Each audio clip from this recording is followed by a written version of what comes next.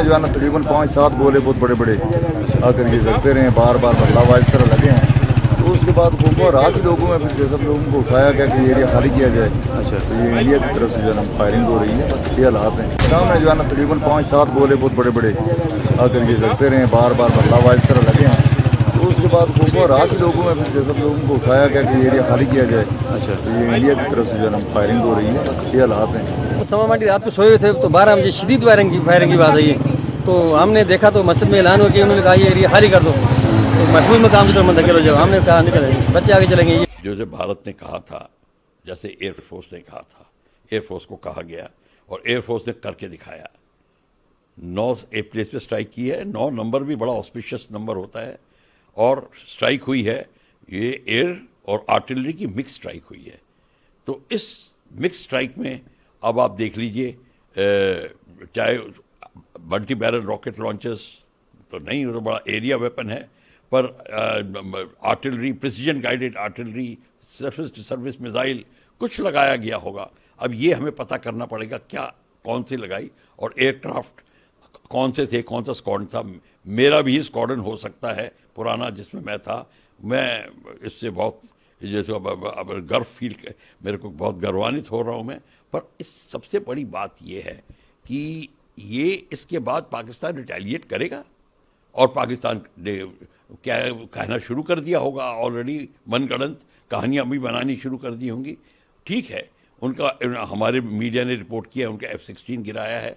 अभी अब उसको देखते हैं कहाँ पे कैसे हुआ है। ये सारी डिटेल सुबह आएंगी, तो हमें सुबह का इंतज़ार करना पड़ेगा। पर अभी जो हम कह रहे हैं कि अब खेल शुरू हो गया है, तो अब वो अंत तक ही जाएगा। बात निकलेगी तो बहुत दूर तक जाएगी, तो बात निकल गई है और अब इसका हमें इंतज़ार करना है कि क्या होगा। पर हमारे को ये एक बात याद रखनी पड़ेगी, POK का लेने के लिए स्ट्राइक इनफ नहीं है। स्ट्राइक के बाद ऑक्यूपाई करना है हमने। जब तक आप ऑक्यूपाई नहीं शुरू करोगे, करना धीरे धीरे आराम से करिए। और आप पाकिस्तान पे हमला नहीं कर रहे, आप पाकिस्तान की पब्लिक पे हमला नहीं कर रहे, ये POK पे आतंकी स्थानों पे हमला हो रहा है। और वो आतंकी स्थान को लेके, और POK आपका है तो उसको आप लेंगे, उस पर हमला नहीं करेंगे, उसको हम लेंगे। सर, पाकिस्तान क्या मैसेज देने की? देखिए, ये मैसेज है कि पाकिस्तान की सैन्य सुविधाओं पे अटैक नहीं किया है, पाकिस्तान पे अटैक नहीं किया है। इन्होंने आतंकवादी स्थानों पे अटैक किया है। आतंकवादी स्थान जो है वो फिर आतंकवादी स्थान है, तो उस पे अटैक किया है, उसको डिस्ट्रॉय किया है। और कई जगह तो 3 जगह स्ट्राइक की है। बहुत ही ज़बरदस्त स्ट्राइक हुई है। आपने उसकी फिल्में देख ली होंगी, पर वो पूरा का पूरा खुलासा अब निकलना शुरू होगा और कहानियाँ निकलेंगी साथ में। हमारे भारत में कहानीकार बहुत हैं, तो वो भी अब निकालनी शुरू करेंगे, तो उन कहानियों की भी इंतज़ार कर रहे हैं। सर, मॉक ड्रिल कितना? देखिए, मॉक ड्रिल भी मत कहिए, ये सिविल डिफेंस एक्सरसाइज कहिए इसको आप। ये एक्सरसाइज बहुत ज़रूरी है। ये अटैक जब आप पे आएगा तो आप क्या करेंगे?